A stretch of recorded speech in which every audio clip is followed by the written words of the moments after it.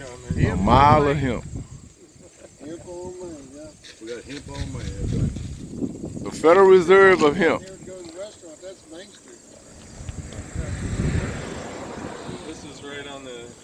Now, Tim, I'm going to quote you one more time. You said $300 a pound, give or take. Oh, yeah. I just want to put you on the record Okay, for the put me on the posterity, record. for the posterity All purposes. right. So we got a how many pounds you think? We'll have about 1 million pounds, but the trimmed flour will be the $300 a pound material. There'll be about 300,000 to 400,000 pounds of that we'll have. That's 10%. And the rest will be going to processing. Right. So that's about 10% of the total production value, would you say? The high end is going to be the... I would say 30%, 30 to 40% of the crop will be able to sell at the 300 a pound. 30 to 40%. Yeah, of the 1 million pounds. Of the 1 million pounds? That's just from this one farm. Just from this one farm. Man, I get cold chills. Suddenly you're sexy, man.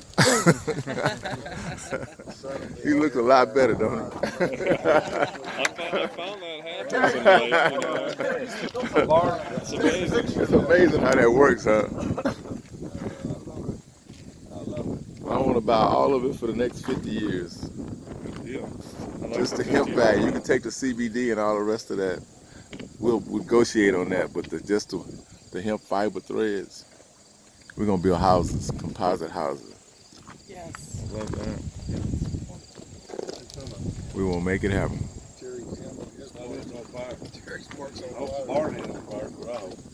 That's the river, isn't it? No, Maybe we got it's another a farm right there where that smoke come over.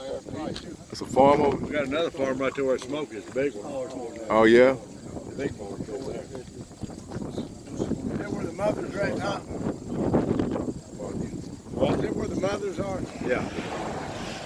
Then we got another patch right down here. We're gonna go right past it. Oh, yeah, right, yeah.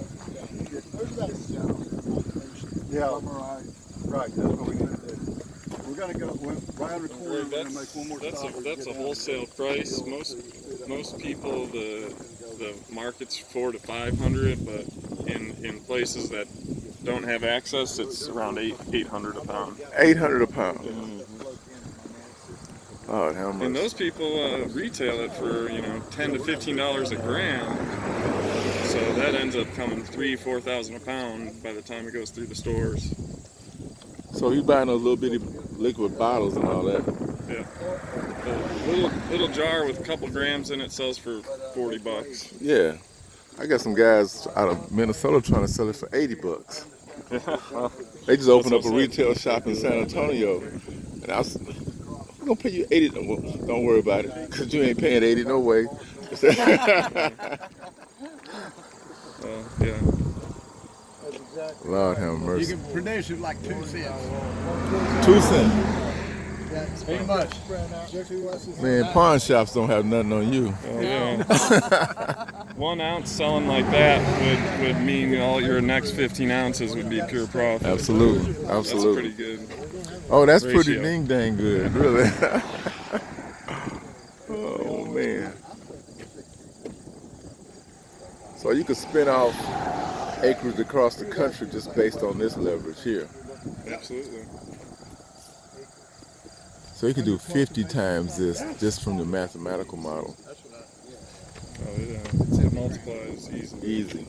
Okay, so we're gonna go around the other part. Yeah, you want to be in it now This is- because it's going to be harder to do that in 5 years from now. Yeah. But now's the time Because to the do saturation it. will come in. Greg, we're getting into tissue culture also.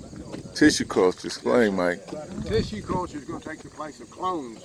Uh, Tissue culture has a tap root, which a clone does not have a tap root. It just has finger roots. uh-huh. So it'll blow over a lot easy. Okay. So that's what it's. Taproot is what comes from a seed. That's why a lot of farmers only grow from seed. But tissue culture clone is a way to get all female plants and still get a taproot. So Okay. That's something we're going to be working on the next. So your season. effective gross costs are going to come down, Yeah.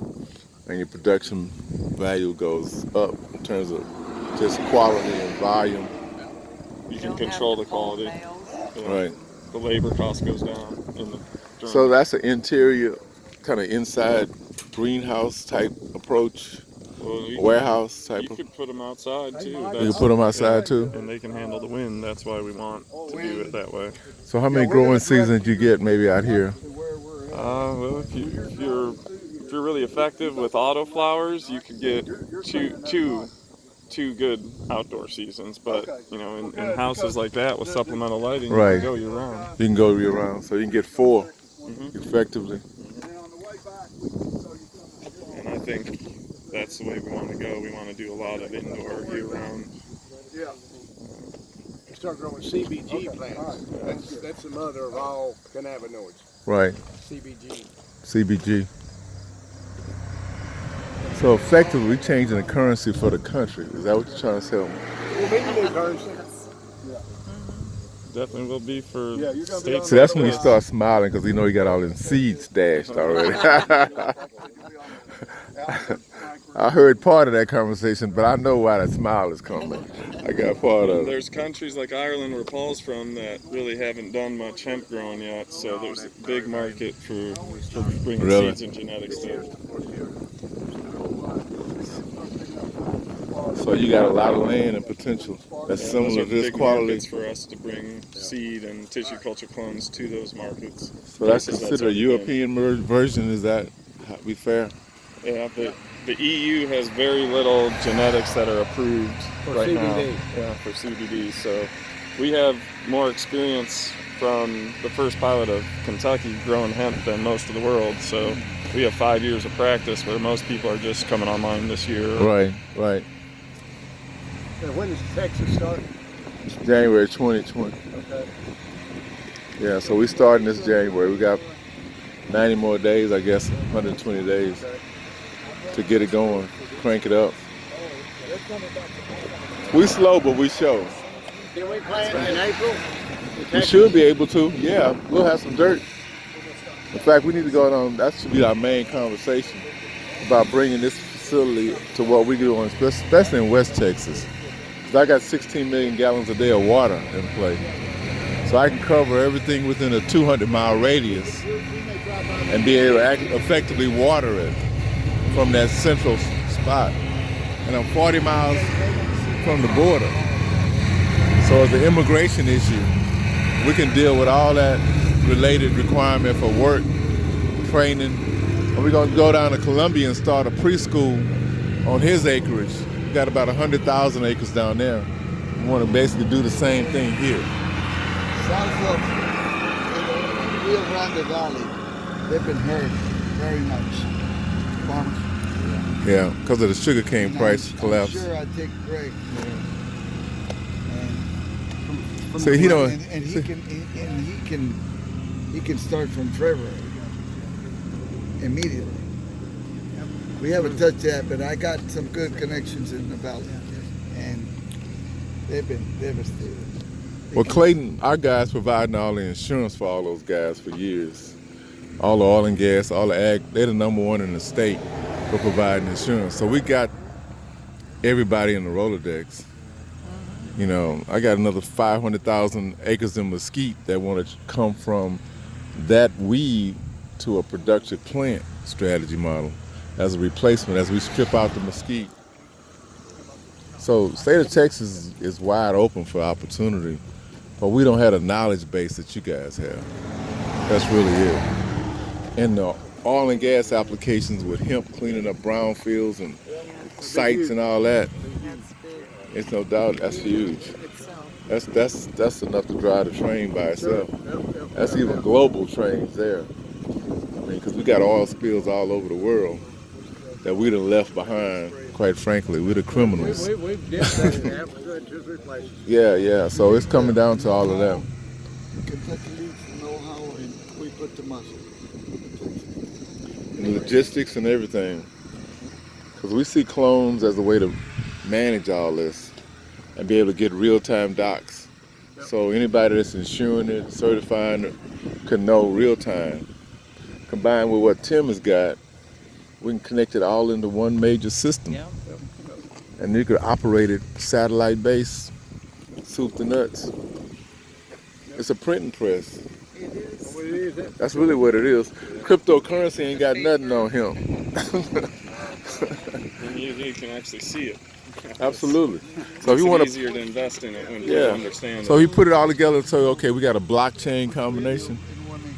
He changed the game. The average in Kentucky is 8 to 1,200 pounds. The sun's a going day. to come up every day. That's it. And you're going to be closer to getting paid every day. All you gotta do is keep breathing. And doing it organically. Keep breathing.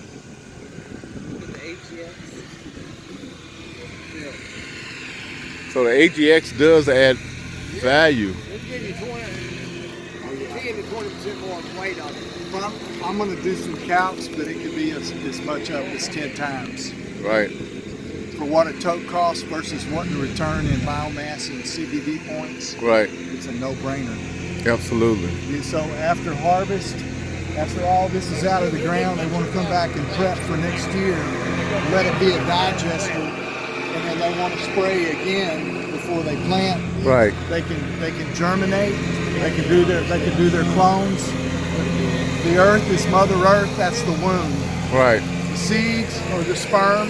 Right. You get those healthy. You're way ahead of the game. Right. So we can know what the water value is going in. We can know what the timeline's coming out. We can enclose it and double down on the quantity and the value. Man, it's a thing of beauty, bro. Let them grow outside as long as they can until fiber feed comes in, then they'll move indoors. Right. It protects from pests. Exactly. Protects the bugs won't like no it. fungicide, Yeah, the Gets powdery rid of mildew powdery, and those type of things. aphids, spider mites. So it protects reliability and it gives you a bigger harvest and a higher CBD percentage. It's actually a risk mitigation Yeah, because exactly. if you raise your bricks and you did have a cold front come in early, if you've done what you're not going to freeze. Yeah. You're not going to freeze. All right, bro. Thank you.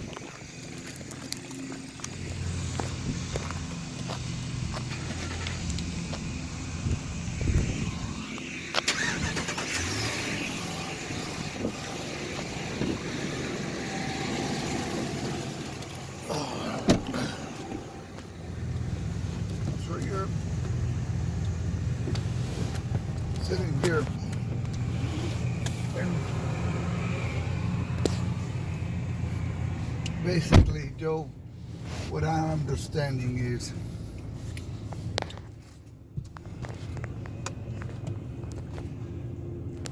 acre can